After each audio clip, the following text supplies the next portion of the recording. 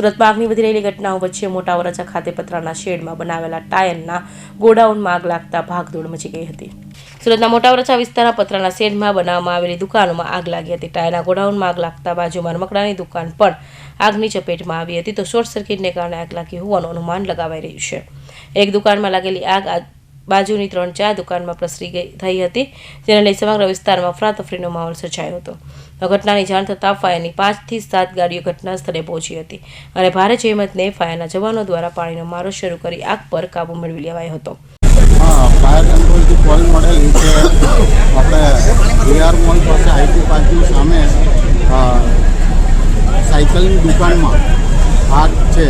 ઘટના સ્થળે આવીને જોતા આગ વધુ હોવાથી 10 ફાયર સ્ટેશનની 15 જેવી ગાડીઓ રવાના કરેલ અને ઘટના સ્થળે પર આવીને અત્યારે હાલ કંટ્રોલમાં છે।